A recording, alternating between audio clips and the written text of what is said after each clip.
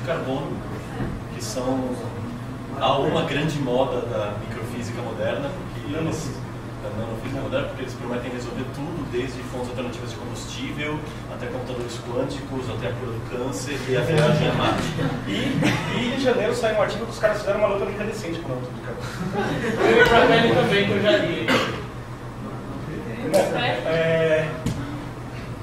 Nano é o prefixo da moda. Então, tem um amigo meu tem vários amigos meus que estão trabalhando lá com o CERN, com o LHC, e o LHC trabalha no regime de teraelectronvolts. Eu falei para eles que se o LHC, se só falar LHC não fosse suficiente para chamar a atenção de todo mundo, bastaria que eles, ao invés de falar teraelectronvolts, falassem nanojoules. A presença do nano ali já aumentar a popularidade. Bom, esse seminário é uma versão, eu espero que encurtada, da minha defesa de mestrado, que aconteceu dia 11 de setembro, eu não mudei a data. E no meio eu coloquei algumas coisas sobre o método que eu uso. Então o que eu faço é simular essas estruturas no computador, usando a mecânica clássica. Nanotubos são coisas pequenas que estão no domínio da mecânica quântica, só que algumas propriedades dele a gente consegue estudar usando mecânica clássica. E de fato, por causa do tamanho, da quantidade de átomos que eles têm, muitas propriedades deles a gente só consegue estudar com mecânica clássica. Então, o que é um nanotubo de carbono? Vocês viram na escola, provavelmente, que o carbono é um elemento que pode fazer ligações de várias formas. Planar trigonal, tetraedral, sp2, sp3. E uma dessas formas é o grafite, que é essa estrutura de colmeia, hexagonal. Né? Então, se você imaginar que isso é uma folha de grafeno, que é uma das camadinhas do grafite, cada átomo de carbono estaria num vértice desses hexágonos aí, e eles teriam essa estrutura.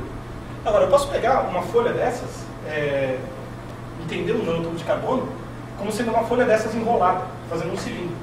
Então, dependendo da forma que eu enrolo esse cilindro, eu tenho propriedades diferentes. Essa hélice vai em direções diferentes.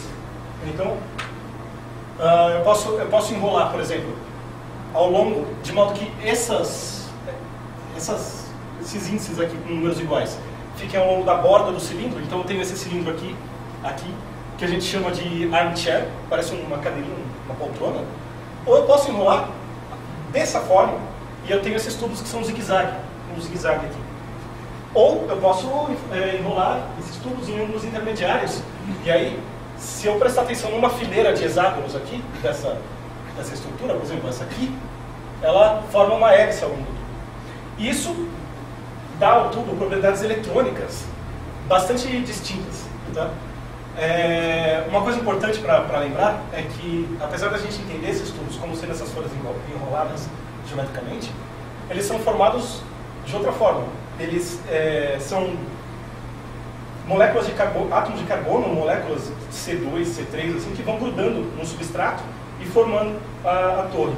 E justamente por isso, por causa dessa natureza meio aleatória do jeito que o negócio cai ali, que não se tem muito controle sobre essa geometria quando a gente fabrica os tubos. Então, uma coisa importante é separar os tubos que interessam dos que não interessam para determinadas aplicações e, depois deles serem fabricados, obter amostras puras disso. Né? Em 2006 saiu esse artigo que os caras pegaram um monte de nanotubos, dissolveram com sabão. Já viram a embalagem do shampoo de vocês? Está lá, lauril sulfato de sódio. É uma forma parecida, uma molécula parecida com SDS, ou seja, é um sabão. Essa coisinha aqui, essa molécula aqui, é um sabão.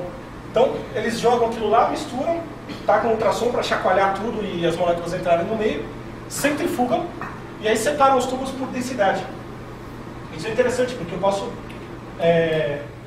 enfiar uma pipeta aqui na altura que eu quiser, pegar uma amostra daquela densidade, colocar em outro tubo, fazer isso várias vezes e obter uma amostra muito bem definida, com o diâmetro que eu quero. E, pelo fato de ser uma coisa feita em tubos de ensaio assim, eu posso ter gramas e gramas de nanotubos por dia, isso é bastante. Tá? E como eu só estou retirando, jogando ele de um lado para o outro, não destrói.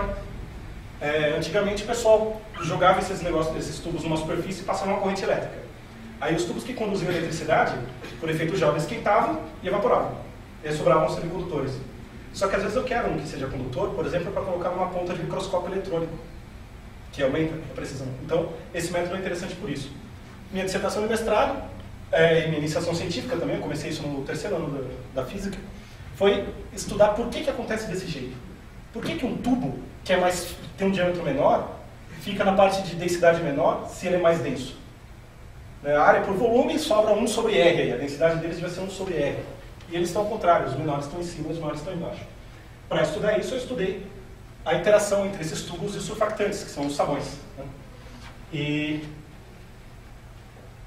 isso a gente fez um modelo no computador, e nesse modelo a gente aproxima cada átomo como se fosse uma bolinha que tem massa e carga elétrica.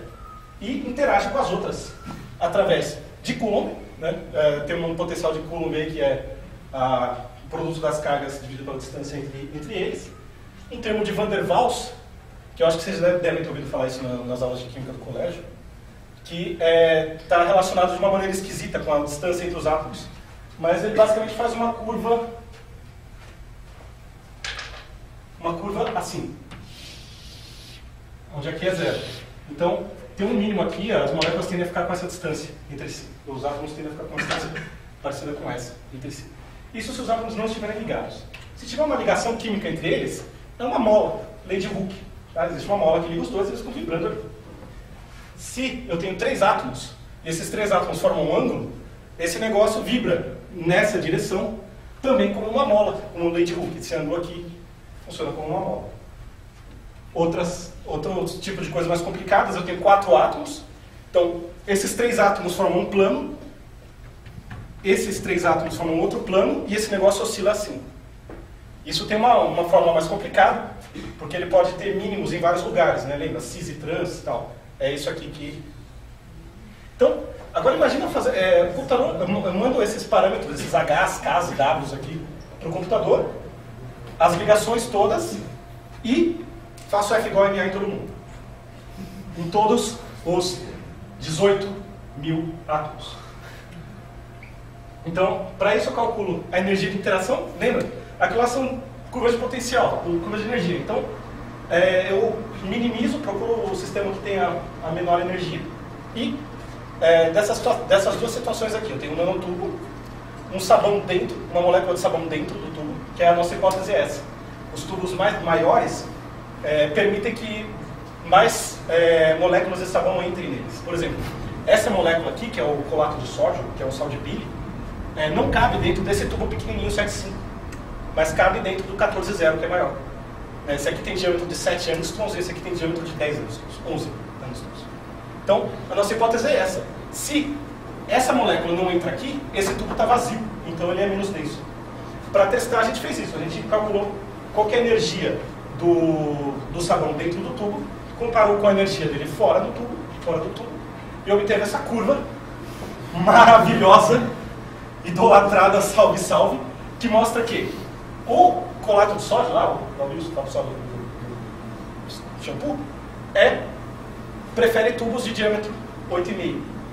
O colato de sódio, que é o sal de Pili, e acho que é espermicida também, prefere tubos de 11 angstroms. E essa molécula inominável, que tem o nome de 2,5 linhas, não prefere ninguém. Essa aqui foi a coisa inovadora que a gente tentou. Olha, vamos tentar com essa molécula também, não deu nada. Isso foi calculando a energia. Eu minimizei a energia, procurei energia mais estável, vi qual que é a energia de ligação.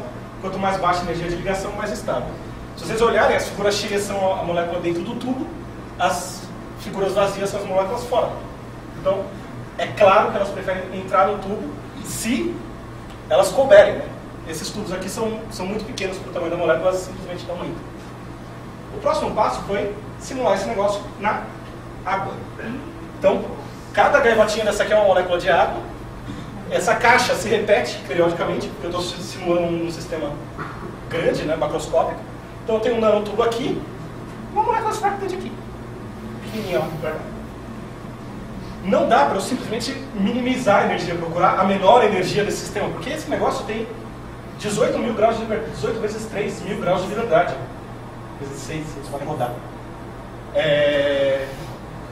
Imagina você procurar o ponto de menor energia numa hipersuperfície de 18 mil dimensões. Então, a gente faz dinâmica. Dinâmica molecular, ou seja, faz F igual a MA para todo mundo. Calcula, por exemplo, se eu tenho um átomo aqui, a tendência dele vai ser rolar para cá. Vai ter uma certa força. Essa força é calculada por F igual a MA. Como é que eu faço isso no computador? Dadas as posições, né, então eu tenho uma coisa assim, eu sei que tem uma força que empurra esse átomo para cá. E eu fazendo isso para todos os átomos, eu tenho, dada a posição, eu sei a aceleração. Com a aceleração e a velocidade, que no começo é calculada numa distribuição que a gente conhece, eu posso atualizar a velocidade e, com velocidade, faço o sorvetão a galera e obtenho a próxima coordenada. E assim o ciclo se repete. Se vocês observarem, é sempre assim, eu tenho a posição, tenho a aceleração, tenho a velocidade, próxima posição. Esse algoritmo se chama leapfrog, ou seja, pula-cela. Fazendo aquelas contas lá, tal, calculando a energia média mais desvio padrão, eu tenho esse gráfico que mostra que ainda assim aquela preferência ainda existe. Moléculas que cabem dentro do tubo preferem ficar dentro, moléculas que não cabem preferem ficar fora, claro. E eu não sei se eu vou conseguir mostrar para vocês, mas isso é uma animação do que acontece quando eu rodo essa conta. Mas esse computador é meio lento, eu não sei se ele vai conseguir mostrar. Dá o tempo dele que ele reproduzir.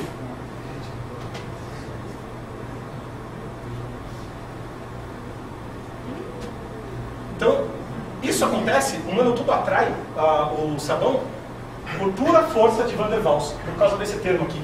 Ele literalmente suga o nanotubo para dentro. Se vocês olharem com cuidado, é como se fosse alguém sugando um fio de macarrão, né? Ele faz assim. E essa energia que ele tem vai se dissipando no tubo e ele vai vibrando. Mesma coisa acontece com moléculas de água. Não vou fazer isso porque ele vai demorar de novo para carregar o vídeo. Bom, depois que a gente calculou o que vai dentro do tubo, a gente fez essa rede aqui, porque os tubos, quando são produzidos, formam esse tipo de estrutura. Isso aqui são nanotubos de carbono, numa microscopia de transmissão. Formam esse tipo de estrutura, a gente calculou a densidade, fez uma conta maluca lá para ajustar a existência de camadas de água fora também, e obteve esse resultado, que deu... Bom, o que ele mostra? Tubos de menor diâmetro têm menor densidade, e tubos de maior diâmetro, nas condições do experimento, têm maior densidade, mostrando por que o experimento do cara funciona. E, bom, as conclusões são as mesmas da dissertação, não vou falar agora, mas é essencialmente isso. Peço desculpas pela longa velocidade que eu tive de falar, mas acho que deu tempo. Você ainda tinha 2 minutos e 20 segundos. Eu me assustei com o Lopes do segundo. Vamos ver os tweets, vai. Vamos ver os tweets que eu gostei. Esse é o mesmo caso, só que quando eu tenho uma molécula... Quando...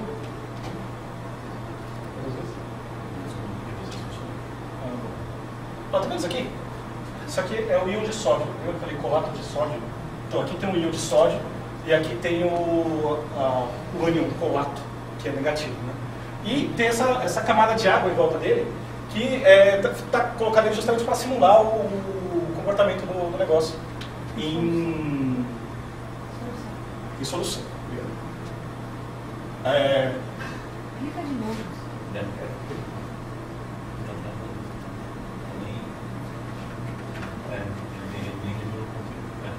Não.